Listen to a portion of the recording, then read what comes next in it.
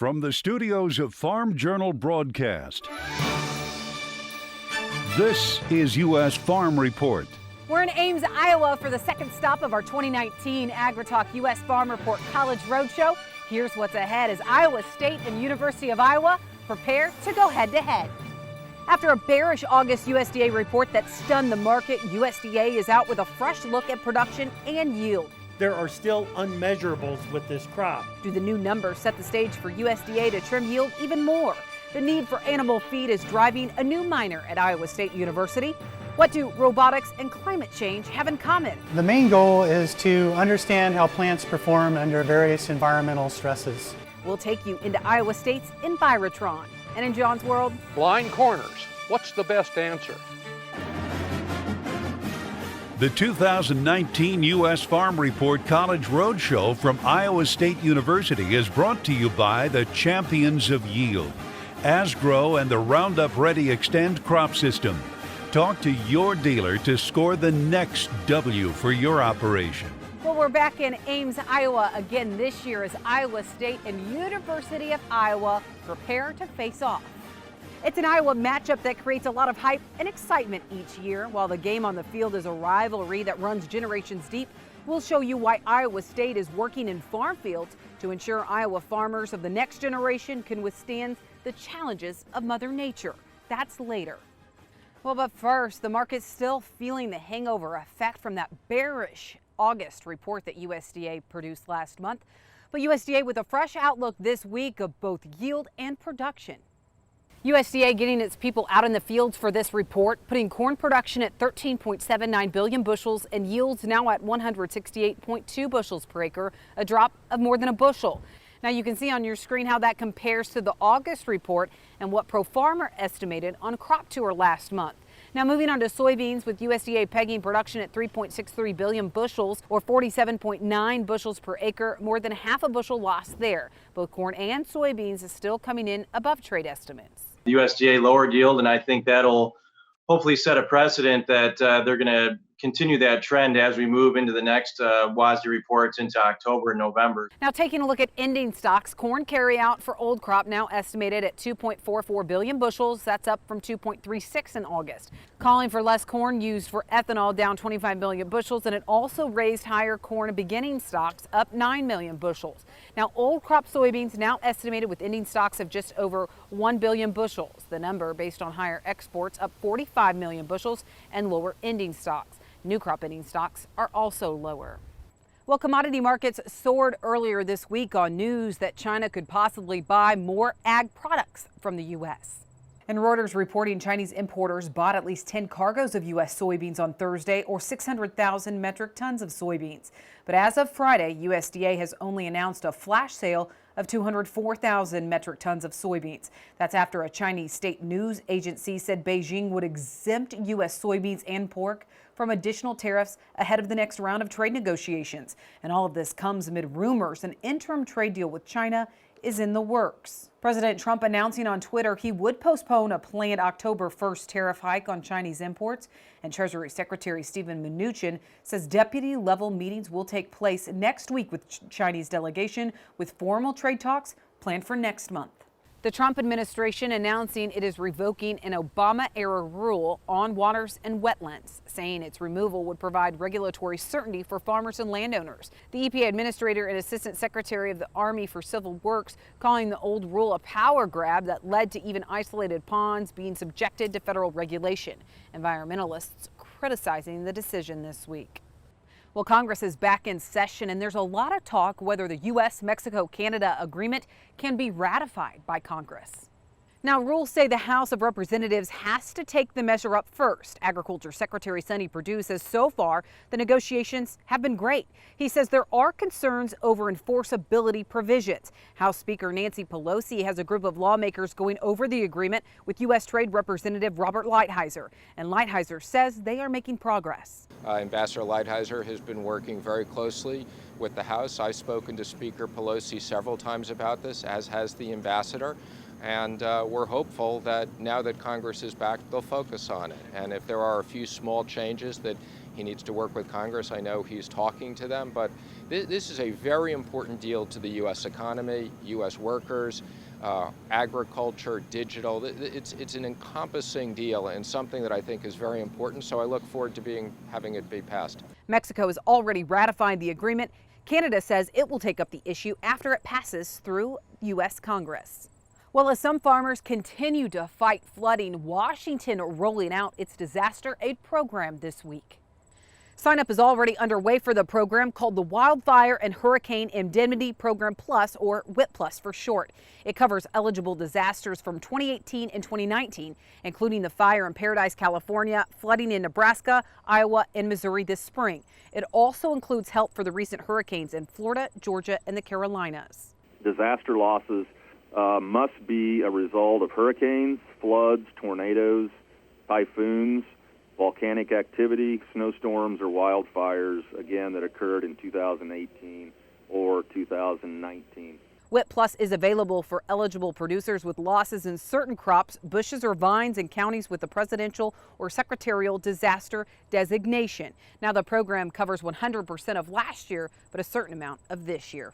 That's it for the news. Well, we must have brought that record heat from Texas last week to Iowa this week. It was a hot one. But how long does this heat wave continue? We'll check in with meteorologist Mike Hoffman. That's next. U.S. Farm Report is presented by the Chevy Silverado and the all-new Silverado HD, the strongest, most advanced family of Silverados ever.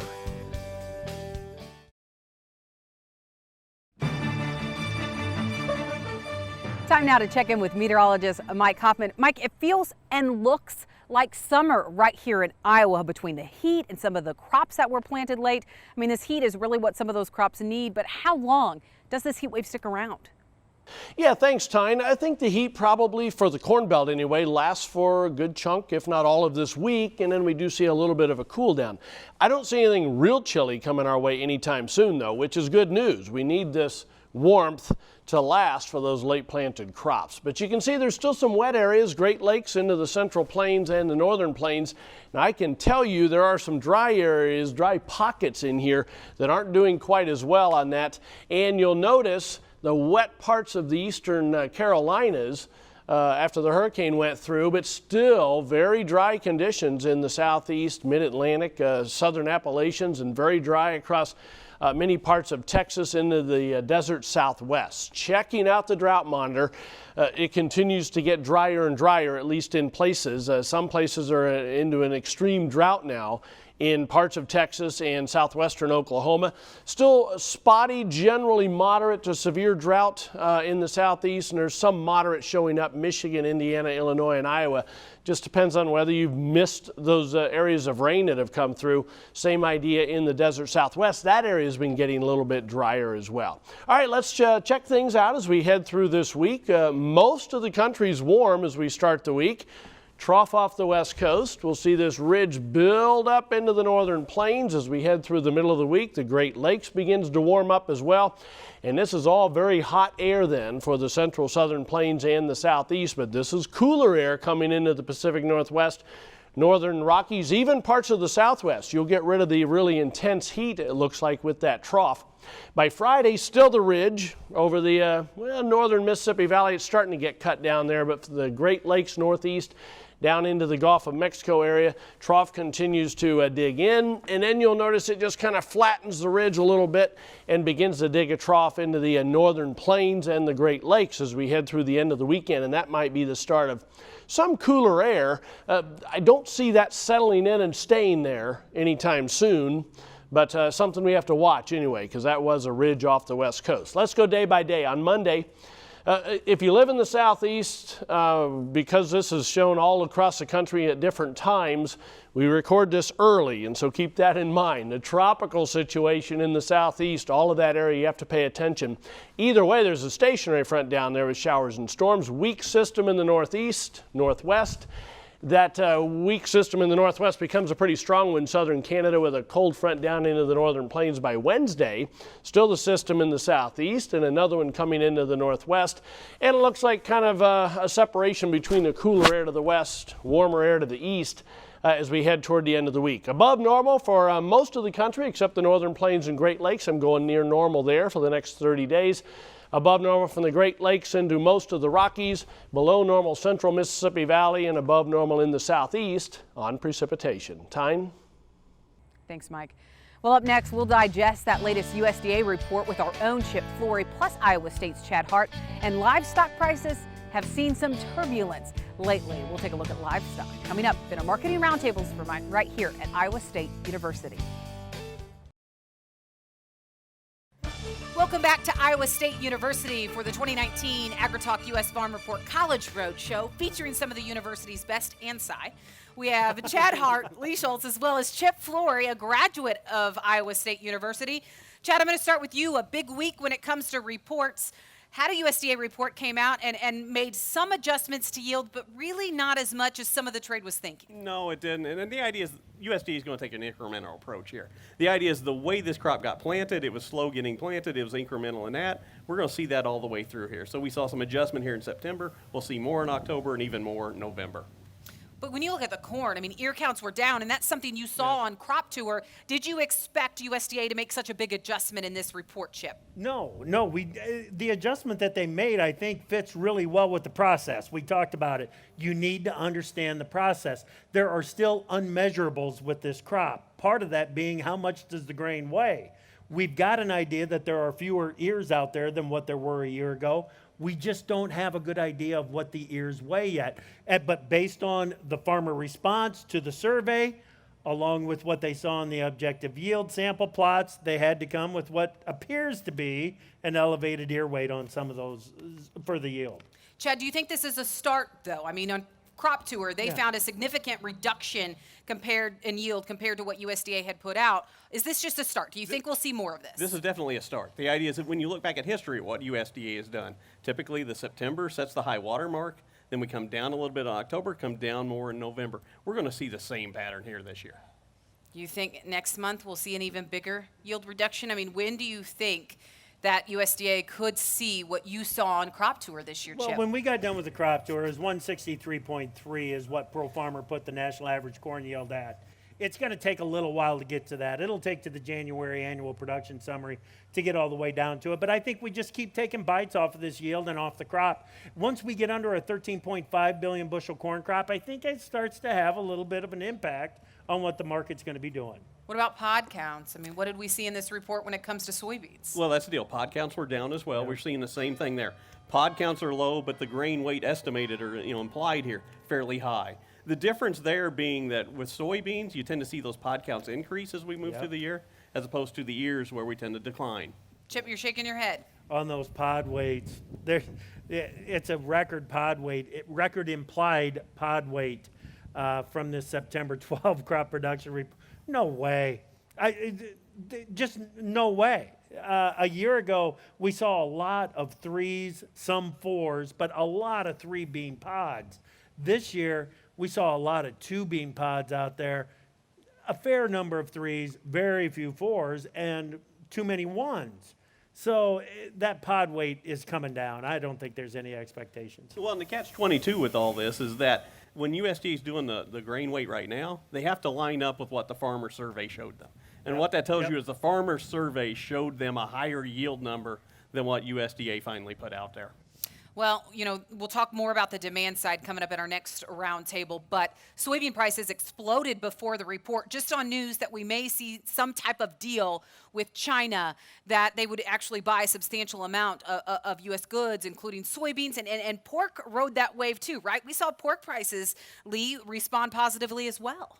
We've seen pork price limit up, right? And I think what they're doing is grasping at something positive in this market, right? We've kind of hit the lows of the lows, and the fundamentals there are pointing towards higher pork prices, right? Pork prices in China are going up. They've admitted it's an epidemic there. We've seen export really start to rally there, both in what's been shipped there as well as what's on the books for the remainder of 2019. So I think we're really starting to see the momentum in place for the pork market to react to the rather positive demand fundamentals out there. But it is a double-edged sword, because we know ASF, they're going to need our pork, but at the same time, they may need less soybeans. Did you see USDA make any more adjustments to the demand side when it comes to U.S. soybeans? You did see that demand adjustment there. The idea is that for both corn and soybeans, they adjusted down.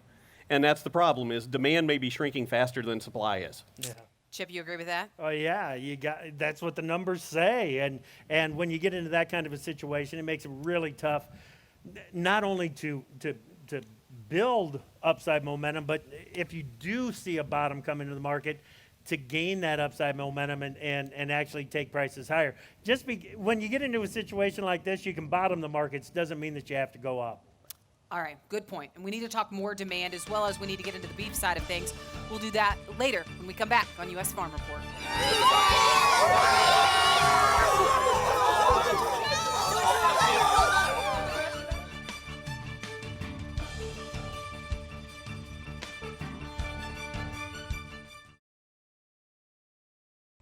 Well, traffic hazards in rural America are just a common occurrence for many of us. John Phipps has more in John's World. For the past 2 months or so, rural residents in corn-growing country have coped with an annual traffic hazard, the blind corners caused by or obscured by tall corn. Now, we've all learned over the years to be extra cautious, but on unfamiliar roads without any signage, you can pop into an intersection abruptly if you're not paying attention. For most of my career, I have been mildly irritated with neighbors who planted as close to the intersections as they could. It seems sort of like showing off, proving to the world that you could horse a 32-row planter into an interior corner. And it does take considerable skill, I'll admit. It has not been my habit to do so, and I usually end up with a 20-foot or so square notch out of the corner that I mow off in such places. I tell people it's to help drivers see, but the truth be told is I can't get a 40-foot anhydrous applicator even close to the corner, and we don't use starters, so those corners are usually stunted and yellow anyway. I have no idea how other guys overcome that problem, but they do. As you can see, some results border into the extreme and the road. This sharp right corner has corn about 3 feet from the gravel. On the other hand, we have neighbors who have sacrificed several feet of crop to increase visibility at particularly busy corners, and it really helps. Over the last few years, though, my attitude's been shifting. This practice is becoming a little bit more common, which itself is amazing considering how large equipment is, and griping to neighbors doesn't seem to get any results. Plus, I may be wrong. At one of our worst and busiest blind corners, we have been trained by experience to inch out into the road before turning or crossing, which has saved me from some serious vehicle damage, if not injury, at least twice. Since those of us who travel this road all the time are the most likely to develop sloppy habits, the utter impossibility of seeing at this corner keeps us on our best driving behavior. A fatality here a few years ago is also a powerful reminder. So call me neutral now on intense corner planning. Sometimes safety may require inconvenience to help overcome the inattention of familiarity. However, good luck to visitors who stumble onto these roads. Thanks, John. Well, when we come back, we're off to find Machinery Pete for this week's Tractor Tales.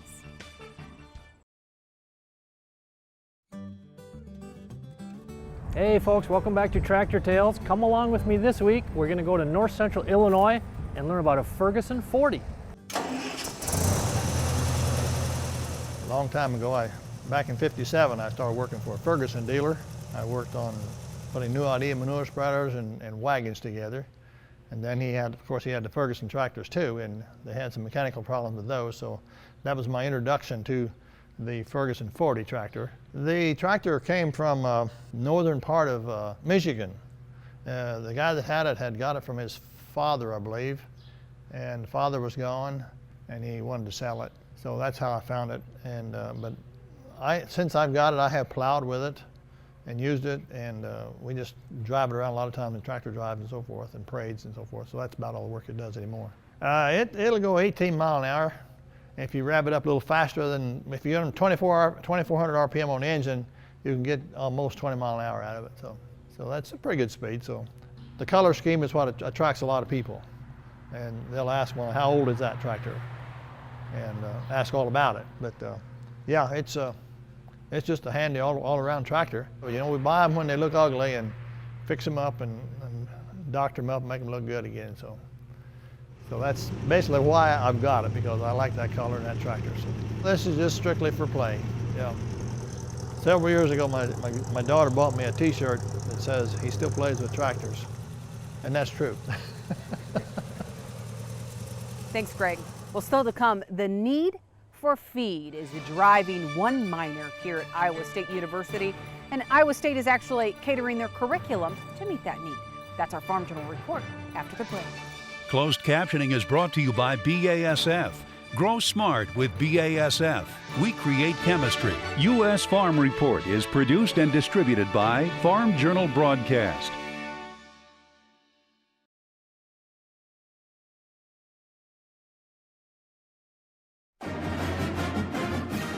The 2019 U.S. Farm Report College Roadshow from Iowa State University is brought to you by the Champions of Yield, Asgrow, and the Roundup Ready Extend crop system. Talk to your dealer to score the next W for your operation. Welcome back to our 2019 AgriTalk U.S. Farm Report College Roadshow. Well, Iowa is home to more than just farm fields. It's also home to some major grain processing facilities and feed processing facilities here in the state. And it's that growing need that's forcing Iowa State University to adapt, even creating a new minor. That's our Farm Journal report this week.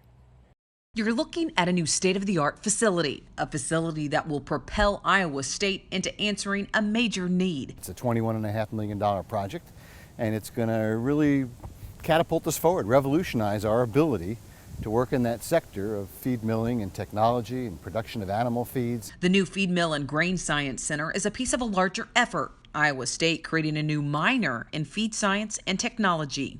Really, we think about this Feed Mill and Grain Science Center as the fulcrum or the linkage between what happens in the field with respect to agronomy and the production of crops and where those grains end up. The university broke ground on the new facility Friday, one that will take learning beyond the traditional classroom. It'll have a feed mill tower that's 160 feet tall, just to put it into some perspective. It's going to have a whole grain storage center, which is being provided as a gift from the Sukup Corporation, which is fantastic. It's going to have the feed mill and the pelletizing as well as mash and heat treatment capacities. Dean Daniel Robeson says the facility of the future will launch students into a new realm of education. While there's always benefit in being highly specialized, there's also benefit, particularly at the undergraduate level, in having students with broad capacity to grow in their fields and in their disciplines. And this minor is going to help them with a good leg up in one particular area. For former and current students, it's a new minor with practical application. Right now, we can only do so much in a laboratory setting with feed manufacturing and processing. But so for the animal science side, we really know how to feed those animals, how animal nutrition works. But our animal science students don't know how that feed is produced and where it's coming from. We can see it in the laboratory, but we don't know on a big scale production how it all works. So it'll give the students that hands-on technical knowledge that they need to go into the industry. Branstead plans to start her PhD soon, research that will now be done in the new Feed and Grain Science Center. I work with mycotoxins, so that is a fungal metabolite that can affect consumers as well as livestock. So with this new feed facility, we can utilize ways how to eliminate and detoxify mycotoxins. Michelle Friedman is currently a grad student in Ag and Biosystems Engineering. She says the new minor and facility will give other students a leg up in the industry. And I think that's why, in terms of Ag and Biosystems Engineering, right now we're ranked #1 in the country as a graduate program. So these sorts of facilities only enhance the student experience. Friedman's focus is global, and she thinks this new area of focus will help meet a major need. Currently, we're growing so much food, and in developing countries, they don't have the technology to take care of their grain and store it properly, so that ends up in with a lot of issues, but primarily a lot of loss. So if we can look at simple technologies to reduce this loss, we can really increase the world food supply without having to increase production. The far-reaching impact of the new feed mill is something Dean Robeson says is helping craft what Iowa State is doing today. We also know that the call for worldwide food production is only going to grow and increase, and the calls for sustainable food production and safe food production and all the biosecurity concerns that are associated with that are only going to increase. And if we're going to stay relevant, we've got to be at the front of the curve, and that's where we plan to be. Staying ahead of the curve while preparing students with practical lessons, producing future employees who can hit the ground running after graduation day. We already have a 98% placement rate for our undergraduates. It's incredible, and we want to continue that. And so we want to make sure that we are training the people that industries and government agencies and NGOs and all kinds of employers want.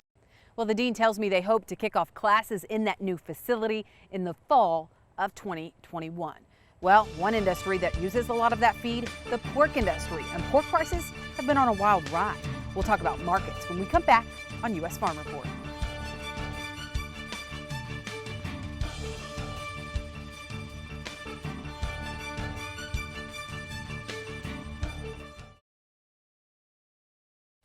Welcome back to U.S. Farm Report. Well, in our first roundtable, we talked a lot about the USDA report as well as a little bit about pork prices. But Chad, when you look at the demand side and some adjustments that USDA made, is there anything that shocked you that really downplays any reduction that we saw on the yield and the supply side?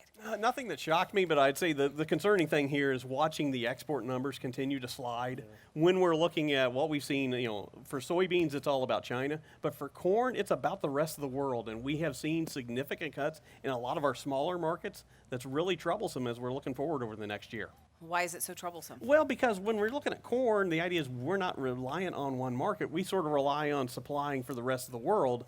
If the rest of the world's starting to back off, that tells you it's not that they're filling it in necessarily from somewhere else. It's that they're not needing as much. But when you look at soybean demand, big announcement, according to the trade, we saw 600,000.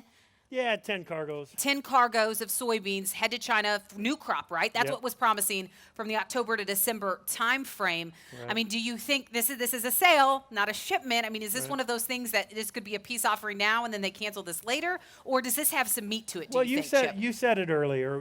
The bean market was starting to move to the upside ahead of the USDA report. The reason we had a warming of the trade relations between the U.S. and China. Right. And the market was starting to respond to that. I said, well, there must be some meat to it. And it turns out it was about 10 cargoes of beans sold to China out of the PNW. So when you get that kind of action with the talk, the market will respond.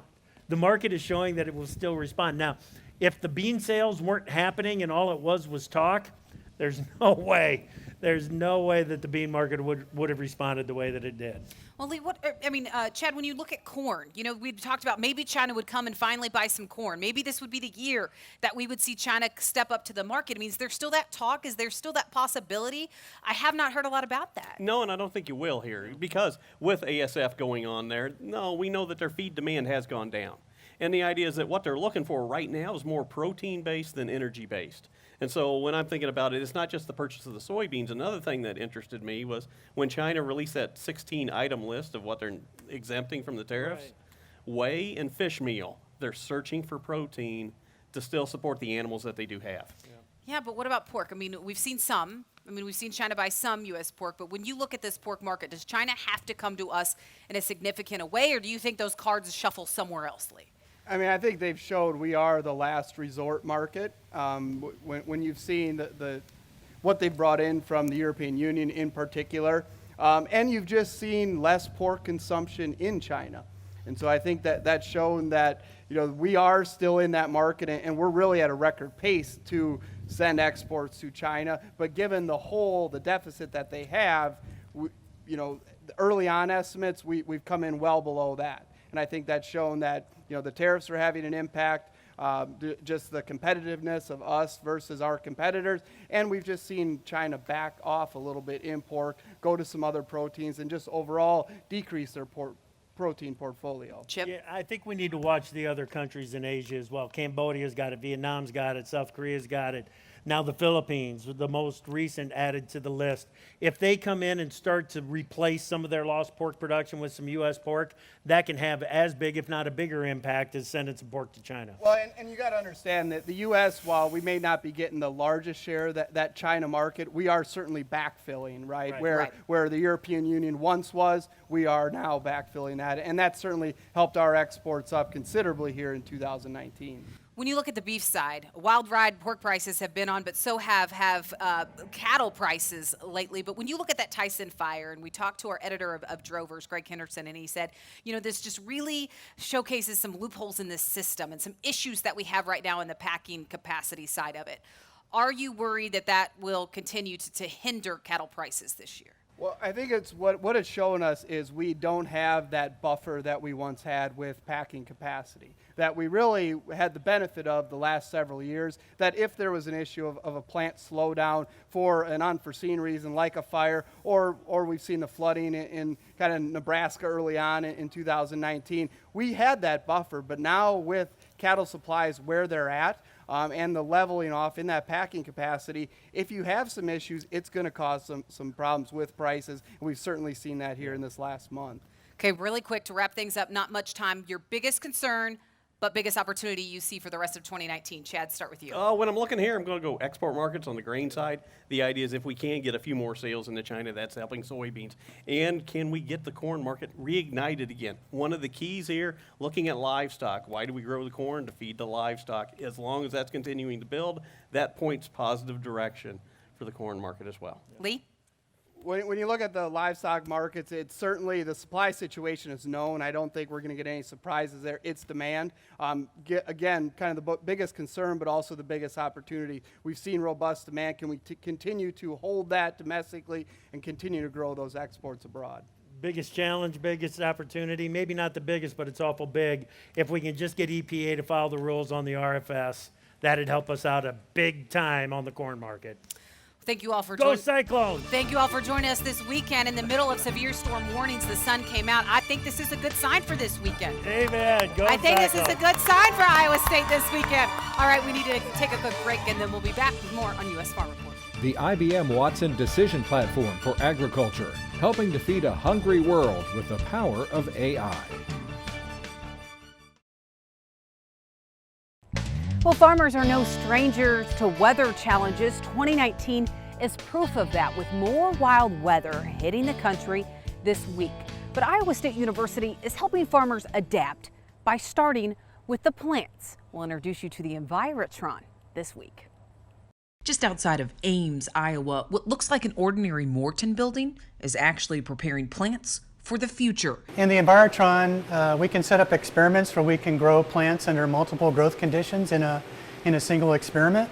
Steve Whittam is a professor at Iowa State University, lifting the veil on factors that could impact the future of farming. The main goal is to understand how plants perform under various environmental stresses. These 8 growth chambers produce varying weather extremes, putting the plants through it all. We're really interested in understanding how plants adapt and how they can respond or be resilient in response to extremes that crops encounter every year during a growing season. From a growing understanding of how plants respond to various light and temperature extremes, these plants and researchers are trying to reap as much data as they can. We want to understand how plants will respond to, say, higher CO2 concentrations. How do they respond to higher temperatures, higher nighttime temperatures, all these different factors which experts are predicting could happen in the future. The data is captured by this, a robot. And during those experiments, we're using a robotic rover equipped with various sensors and cameras to collect image and phenotypic data on the plants as they grow. Through 4 years of extensive testing and multiple rounds of trial and error, this robot came to be, a creation produced by the university's robotics team. It's been a lot of fun developing this project and seeing all the problems that arise and how the robotics team has solved those and addressed those problems. One of those team members is a PhD student from China. We use a 6-degree robot arm. It has a lot of freedom, so it allows flexible operations like a scan from multiple view angles. While the robot does the heavy lifting, the testing today is more short-term, as weather can change from day to day. We can study different plant cultivars or different genotypes of plants to identify those that have the best properties when it comes to adapting or to extreme environments or recovering quickly from an extreme weather event. testing adaptation and resilience from not only day to day, but in forecasting various weather scenarios that could play out 50 years into the future. Perhaps we could guide plant breeders in helping them to develop germplasm that could be responding well to these future scenarios. A project that started in 2014 is now gathering data that could make plants more resilient to weather extremes, in turn helping future farmers, a lesson that extends way beyond this lab. Well, as you saw, the Envirotron was surrounded by farmland, some of that farmland coming with a pretty hefty price tag. John Phipps talks about farmland values next. Land prices, the eternal question. Your call is very important to us. Please hold. Well, this turf here on Iowa State University's football field may come with a pretty hefty price tag, but farmland in Iowa, some of it's still going for more than $10,000 an acre. And farmland values, and if we found a top or even a bottom, is this week's customer support. A perennial question this week from Tyson Schoen. Given the current commodity prices and projected yields, what effects are you seeing on agricultural real estate sale prices and cash rent values? How are these sales numbers trending compared to the previous years? This is a question that's always on our minds. The farmland market is unlike any other market, even other real estate markets, for several reasons. This makes it really hard to peg prices at any moment in any one place, and even harder to predict. First off, it's a very slow market. On average, only about 4% of all farmland changes hands each year, and that's fairly steady. That means it turns over once a generation. Second, even more so than other real estate, the land market is intensely local. It only takes 2 interested buyers to skew the local average a long way. As a rule, it takes years for farm incomes to be reflected in land prices, which is rare in a world where other investments swing wildly based on 1 quarter's profit or loss. The national average price for land is interesting, but I don't think very useful. Only very broad factors will affect the national average significantly, and that happens very slowly too. The impact of interest rates is frankly a mystery to me. While rates make mortgage payments more or less affordable for any buyer, they also affect competition for investment dollars. As you can see, real negative rates, which have gotten even more negative recently, for bonds should be steering money to farmland, but it's sure hard to find any evidence of that. This is the national average price from the ERS, and it indicates it's been relatively flat for the last few years. Now, please note this chart or graph is an index based on 1968 values, not absolute dollars. Since you're from Nebraska, these numbers may help more. Nebraska is in the 5th consecutive year of price declines. As for cash rents, here in Illinois, professional farm managers expect steady to softer rents. Nebraska rents are seeing a similar trend, a few percent lower for the most part across the state, according to a UNL annual survey. In summary, farmland prices and rents tend to be sticky and lag farm income. Such very slow changes are hard to detect and measure in real time. I've been amazed land prices have not dropped due to low income. And I'll talk another time about reasons for this that we may not be taking into account. Thanks, John. And remember, if you have questions or comments for John, you can email him at mailbag@usfarmreport.com. Well, it's a big game this weekend, Iowa State versus University of Iowa. And next, we'll catch up with one fanatic fan who cannot wait for game day. Chip Flory joins me next.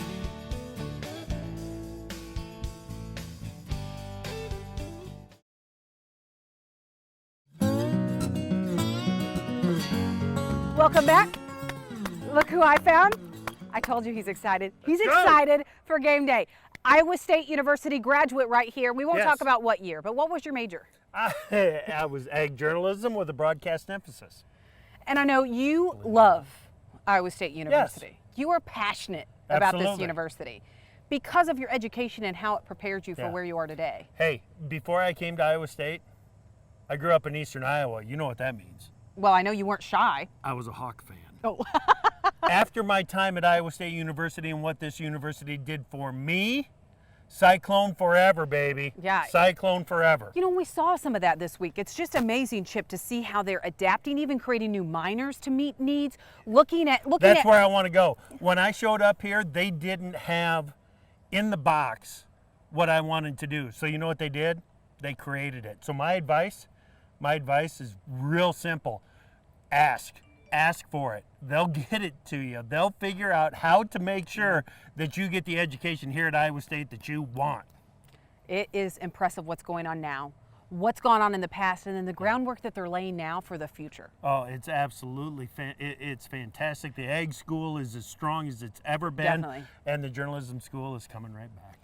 Well, Chip, I don't know. It's a big weekend. Oh, it's a huge weekend. Game day! We've been facing a lot of challenges in agriculture. It's just nice to put that behind us and celebrate agriculture and have some fun this Right weekend. here in the middle of a big ag state in Iowa. We're going to bring the Hawk fans together with the Iowa State fans, the Cyclone fans right here at Iowa State University. It's going to be a great weekend. Great weekend. Big game, and a great show this weekend, Chip. Thanks for joining us You this bet. week. We appreciate it. All right, that does it for our College Roadshow from Iowa State University. Are you excited? I am so excited. Go Cyclones! Join us next week as we'll take our roadshow to the University of Wisconsin. We're heading to Madison next week for AgriTalk and U.S. Farm Report. Have a great weekend, everyone. Closed captioning is brought to you by BASF. Grow smart with BASF. We create chemistry. U.S. Farm Report is produced and distributed by Farm Journal Broadcast.